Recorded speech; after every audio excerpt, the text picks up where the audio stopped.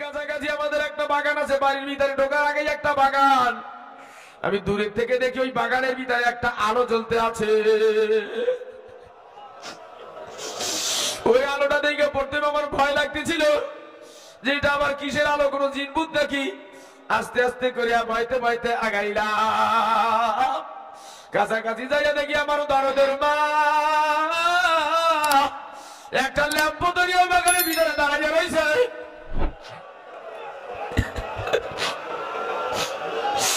আমার মাকে জড়িয়ে ধরে বলে, মা বৃষ্টি পড়তেছে আর অন্ধকারের ভিতরে তুমি এই ল্যাম্প ধরিয়া দাঁড়াইয়া রয়েছে একা একা, কারণটা কি? তুমি চিঠিতে লেখছিলে আজকে বাড়িতে আসবা।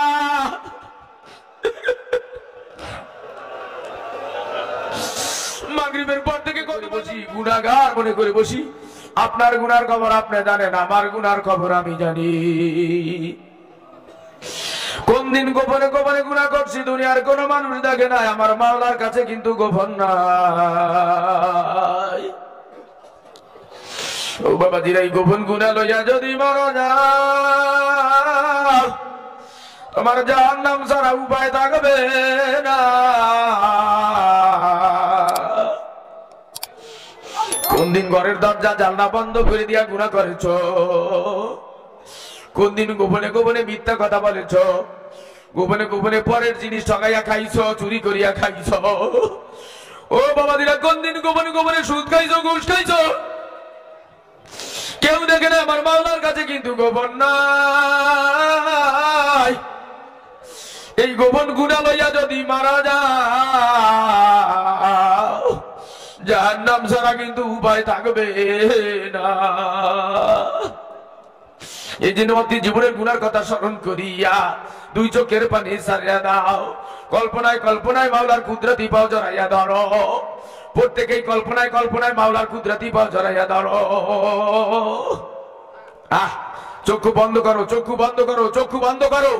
চক্ষু বন্ধ করিয়া কল্পনায় কল্পনায় মাওলার কুদরতি পাও জড়াইয়া ধরিয়া দুই চোখের পানি ছাড়িয়া দাও।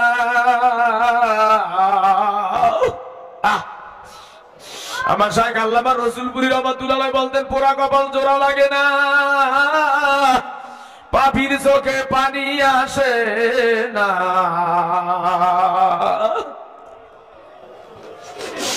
পার পরিমাণ গুনাহ যদি করিয়ে থাকো, ভূত পূজাও যদি করিয়ে থাকো, মূর্তি পূজাও যদি করিয়ে থাকো, আল্লাহকে আল্লাহ বলিয়া ডাক দাও। আমার আল্লাহ তোমার ডাকের জবাব না দিয়া পারবে না। অনুনয় বিনয় করিয়া চোখে পানি নিয়া দরদ ভরা কণ্ঠ নিয়া বান্দা যখন আল্লাহকে আল্লাহ আল্লাহ বলে ডাক দেয়, আমার আল্লাহ তখন আর সহ্য করতে পারে না। ও বাবাজি, আল্লাহ পাক রব্বুল আলামিন রসুলপুরের ময়দানের দিকে তাকাইয়া রইছে। এই মুহূর্তে আল্লাহ পাক রব্বুল আলামিন রসুলপুরের ময়দানের দিকে তাকাইয়া রইছে, তোমার আমার জবানের দিকে তাকাইয়া রইছে যে একটা বার আল্লাহ বলে আমাকে ডাক দেয় নাকি? অজ্ঞতাবশত গুনাহ করেছে, এখন ভুল বুঝে আমাকে একটা বার আল্লাহ বলে আমার ডাক দেয় নাকি? আমি আল্লাহ ওর জীবনের সমস্ত গুনাহ খাতা মাফ করিয়া দিব। তোমার আমার চোখের দিকে তাকাইয়া রইছে, যেমন চোখ দিয়ে এক ফোঁটা পানি পড়ে নাকি? ও বাবাজিরা, আল্লাহকে ডাক দিতে গিয়ে তার চোখ দিয়ে এক ফোঁটা পানি পড়বে, সে যেন মনে করে তার মাওলার সাথে তার দিদার হইয়া গেছে। কাঁদো বাবা কাঁদো, মারা সন্তান যেমন কাঁদে, স্বামী আর স্ত্রী যেরকমের কাঁদে, ওই রকমের কাঁদো বাবা কাঁদো। না কাঁদা কেউ আল্লাহর ওলি হইতে পারে না। আল্লাহর ওলিদের জিন্দেগি তালাশ করে দেখো, আল্লাহ আল্লাহওয়ালাদের জিন্দেগি তালাশ করে দেখো, না কাঁদা কিন্তু কেউ আল্লাহর ওলি হইতে পারে না। কল্পনায় কল্পনায় মাওলার কুদরতি পাও জড়াইয়া ধরে দুই চোখের পানি ছাড়িয়ে দাও। আমাদের আল্লামা রসুলপুরি রহমাতুল্লাহ বলতেন, ভালো দান আর চিটা দান একই সাথে বাজারে বিক্রি হয়ে যায়। ওরে কান্দুইনা মানুষ আর না কান্দুইনা মানুষ একই সাথে মাওলার প্রেমের বাজারে বিক্রি হয়ে যায়। কান্না যদি নাও আসে কান্নার ভান ধরিয়া বসো। ও যুবকেরা, ও যুবকেরা, তোমার মতো কত যুবক, তোমার মতো কত যুবক তোমার সম্মুখ দিয়া চলিয়া গেল, তুমি কি দেখো নাই? তুমি কি দেখো নাই তোমার মতো কত যুবক মোটর সাইকেল অ্যাক্সিডেন্ট করিয়া মারা গেল? তুমি কি দেখো নাই তোমার মতো কত যুবক হার্ট স্ট্রোক করিয়া মারা গেছে? তুমি কি দেখো নাই তোমার মতো কত যুবক ভাব নষ্ট হইয়া কিডনি নষ্ট হইয়া মারা যায়? আল্লাহ আল্লাহ আল্লাহ, কাঁদো বাবা কাঁদো।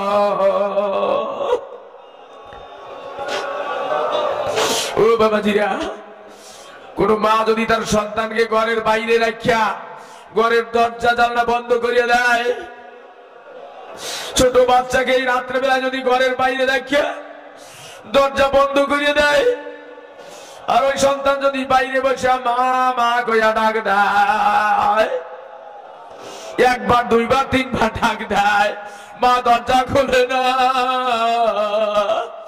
এরপর ওই সন্তান যখন চোখের পানি ছাড়িয়া দিয়া বলে মা গো মা, ও মা দরজা খোলো,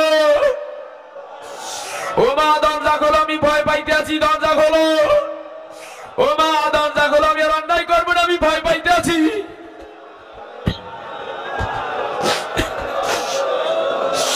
তখন কোনো মা সহ্য করতে পারে না, সন্তানের চোখের পানি দেখি আর কোনো মা সহ্য করতে পারে না, টাস করিয়া দরজাটা খুলিয়ে দিয়া সন্তানের ঘরের ভিতরে নিয়ে বুকের সাথে জড়াইয়া ধরে এই গালে এক চুমা দেয়, ওই গালে এক চুমা দেয়। আরে মা, মাঝে কত ভালোবাসে বুঝবি তোর মা মরার শেষে,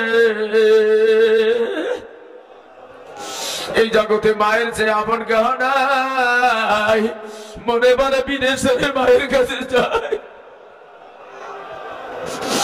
ও বাবাজিরা, যার মা বাবা কবরে চলে গেছে সে বুঝতেছো মা কি জিনিস, যার মা বাবা কবরে চলে গেছে সে বুঝতেছো মা বাবা যে কি জিনিস, আর যার মা এখনো বেঁচে আছে সে কিন্তু অতটা বুঝতেছো না।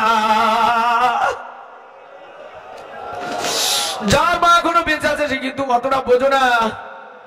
আমার মা বাবা কবরে চলে গেছে আমি বুঝতেছি মা যে কি জিনিস। আমার মায়ের কথা পেলাই আমার মনে পড়িয়া যায়, আমার বয়ান করতে গেলে আমার মায়ের কথাটা মনে পড়িয়া যায়। আমি যখন এই রসুলপুর মাদ্রাসায় পড়তাম, ছোটবেলা যখন এই রসুলপুরে পড়তাম, ওই সময় তো মোবাইল ছিল না, আমার মায়ের কাছে চিঠি লিখছিলাম, মা আমি অমুক তারিখে বাড়িতে আসবো। ঠিক সেই তারিখ মতো আমি বাড়ি রওনা দিলাম। ওই সময় ছিল আষাঢ় মাস, পিটপিট করে বৃষ্টি পড়তেছিল, আমার বাড়ি যাইতে রাইট হয়ে গেছিল, আমার তুষকালি বাজারের থেকে আমার হাইটা বাড়ি যাওয়া লাগতো। অন্ধকারের ভিতরে আমি পিটপিট করে বৃষ্টি পরে হাঁটতে হাঁটতে বাড়ির দিকে যাইতেছিল। বাড়ির কাছাকাছি আমাদের একটা বাগান আছে, বাড়ির ভিতরে ঢোকার আগেই একটা বাগান। আমি দূরের থেকে দেখি ওই বাগানের ভিতরে একটা আলো জ্বলতে আছে। ওই আলোটা দেখে পড়তে আমার ভয় লাগতেছিল যে এটা আবার কিসের আলো, কোনো জিনভূত নাকি। আস্তে আস্তে করে ভয়তে ভয়তে আগাইলাম, কাছাকাছি যাইয়া দেখি আমার দরদের মা একটা ল্যাম্প ধরিয়া বাগানের ভিতরে দাঁড়াইয়া রয়েছে।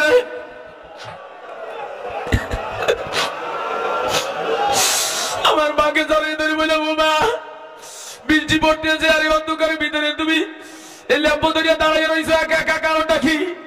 তুমি চিঠিতে লিখছিলে আজকে বাড়িতে আসবা।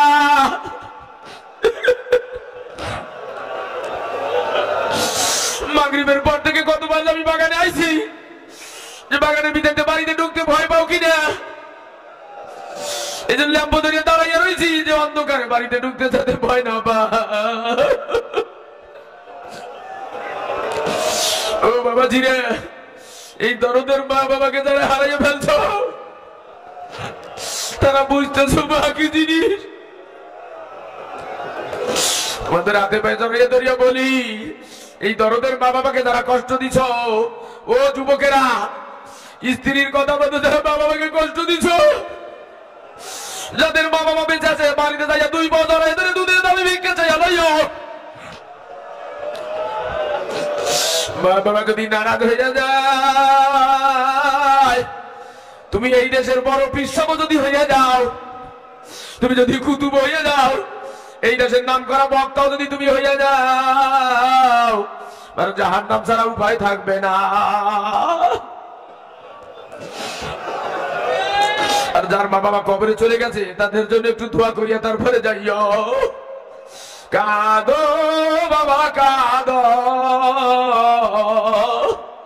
মাহারা সন্তান যেমন কাঁদে, স্বামী হারা স্ত্রী যেরকমের কাঁদে, ওই রকমের কাঁদো বাবা কাঁদো।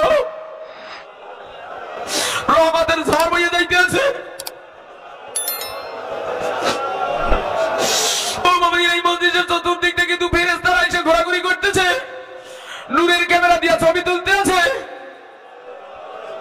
তোমার আমার চোখের সামনে ফেরেশতারা হাইসুন নামক শিশি ধরিয়ে বসে রয়েছে, কার চোখ দিয়ে পুরা পানি পড়ে। ফেরেশতারা ছবি উঠাইয়া নিয়ে যাইতে আছে, আল্লাহর কাছে নিয়ে এই ছবি দেখাইবে। আল্লাহ, তোমার ওই বান্দারা রসুলপুরের ময়দানে যাইয়া ওই যে মাগরিবের ময়দান সব এক জায়গায় বসে কান্নাকাটি শুরু করছে। আল্লাহ পাক রব্বুল আলামিন বলেন, এ বান্দা, এ ফেরেশতারা, আমার ওই বান্দারা কি আমারে দেখছে? কয় না, দেখে নাই। আমার জাহান্নাম দেখছে? কয় না। আমার জান্নাত দেখছে? কয় না। আমার না দেখিয়া, আমার জাহান্নাম জান্নাত না দেখিয়া, আমার উপরে বিশ্বাস করিয়া জাহান্নামের ভয় দুই চোখের পানি ছাড়িয়ে দিয়া কাঁদতেছে। এ ফেরেশতারা, তোরা সাক্ষী থাক, ওদের জিন্দেগীর সমস্ত গুনাহগাত আমি আল্লাহ মাফ করিয়া দিলাম। কাঁদো বাবা কাঁদো,